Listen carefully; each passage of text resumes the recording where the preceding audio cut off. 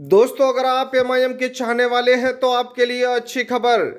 तेलंगाना विधानसभा चुनाव में जमकर हो रहा उत्तर प्रदेश के एमआईएम के नेता का तारीफ और लोगों का जीत लिया है दिल।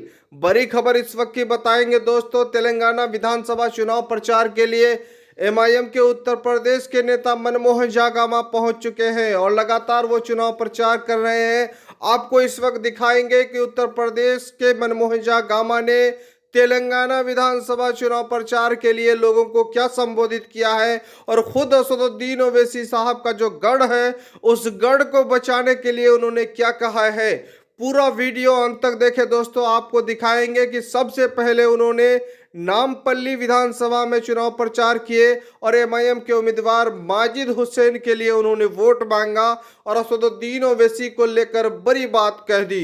तो मेरे हैदराबाद वासियों, मेरे नामपल्ली के वासियों, मुद्दतों बाद हर समाज को एक कोहिनूर मिलता है और एक कोहिनूर आज हिंदुस्तान को मिला है। वो मुसलमान को नहीं, हिंदुस्तान को मिला है। वो कोहिनूर है बैरिस्टर असदुद्दीन ओवैसी। और मेरे साथियों, उस बैरिस्टर असदुद्दीन ओवैसी साहब को आपने तराशा है, आपने चमकाया है। आपके हाथ में हम हिंदुस्तानियों का मुस्तकबिल है। इसलिए एक एक वोट, आपका एक एक वोट आने वाली 30 तारीख को, चाहे किसी भी जाति के लोग हो। यहाँ धर्म की बात लोग करते हैं। अरे नफरतियों, अरे राम की कसम खाकर अल्लाह का घर तोड़ दिया। अरे राम की कसम खाकर अल्लाह का घर तोड़ दिया। दोस्तों, इस भारतीय जनता पार्टी ने तो हिंदू मुसलमान के रिश्ते को तोड़ दिया। मेरे साथियों, इस तेलंगाना की धरती पे, इस नामपल्ली में मुझे कल जाने का मौका मिला। मैं बताऊं आपको, एक आपका कुम्हारवाड़ी जगह पड़ता है। मुफ्ताज साहब ने हमसे कहा कि साहब पंडित जी, आप उस क्षेत्र में जाए, वहां बहुत बड़ी तादाद में हिंदू भाई रहते हैं। मैं अकेला था, 2 साथी थे हमारे साथ, वो भी हमारे थे। जाकर के हमने बैरिस्टर साहब का कंप्लेंट देने का काम किया। मैंने कहा, मां, मैं बैरिस्टर साहब का एक छोटा सा सिपाही हूं और बड़ी उम्मीद से आया हूं और आप तो बड़े किस्मत वाले हो क्योंकि आपके पास बैरिस्टर साहब है। आप बड़े किस्मत वाले हो कि आपके पास दारुसलाम है। हम तो बदकिस्मत है कि हमारे पास एक भी नुमाइंदा नहीं जो हमारी नुमाइंदगी कर सके।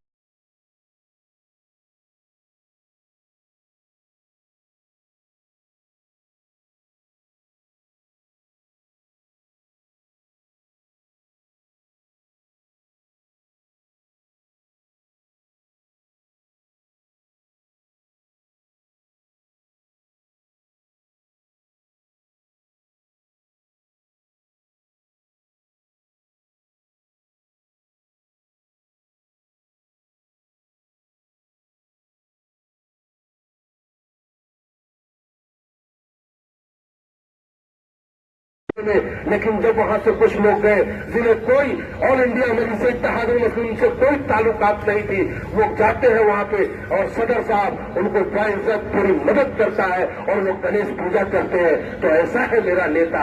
मेरे हिंदू भाइयों, मैं आपसे कहना चाहता हूं कि ये भारतीय जनता पार्टी के लोग, ये आरएसएस के लोग अपने बच्चों को तो अमेरिका और अच्छे अच्छे अंग्रेजी स्कूलों में पढ़ाने का काम करते हैं। मेरे भाई, मेरे हिंदू भाइयों, पहचानो, तुम खत्म हो जाओगे। तुम्हारी ताकत को खत्म करने का काम आरएसएस और भारतीय जनता पार्टी के लोग कर रहे हैं। भारतीय जनता पार्टी अपने बेटा को अमेरिका पढ़ाना चाहते हैं और तुम्हारे बेटा के हाथों में जय श्री राम कह करके, हाथ में तलवार दे करके तुम्हारे बेटे पर मुकदमा दर्ज करके तुम्हारे बच्चों का भविष्य खत्म करना चाहते हैं। इस देश की तरक्की होगी जब हम ये मेयर है ना, ये एमएलए ना, हाँ ये महाराष्ट्र के तब होगी जब हिंदू एमएलए मिलकर के एक दूसरे से प्यार के साथ चलेंगे।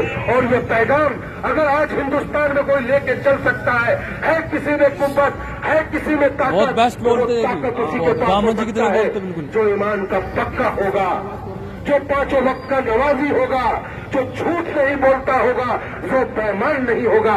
हमसे लोग कहते हैं कि पंडित जी, आप बैरिस्टर असदुद्दीन ओवैसी साहब के साथ हो। ये तो बड़ी अचरज की बात है। तो मैं उनसे कहता हूं कि मुझे गर्व है कि मैं बैरिस्टर असदुद्दीन ओवैसी साहब का सिपाही हूं। मुझे नाज है। अरे तेरा कौन सा नेता किस नेता की बात करता है? तू भारतीय जनता पार्टी की मोदी की बात करेगा, जो गोधरा को चलाता है वो तेरा नेता। तू किसकी बात करेगा? राहुल गांधी की बात करेगा। जब जुनैद और नासिर मर रहा होता है तो वो भारत छोड़ने की बात करता है, तो उस नेता की बात करता है। कौन है तेरा नेता? अखिलेश यादव है तेरा नेता, जो नेता खुद घोटाले से बचने के लिए आजम खान को जेल में भिजवाने का काम करता है, वो है तेरे नेता।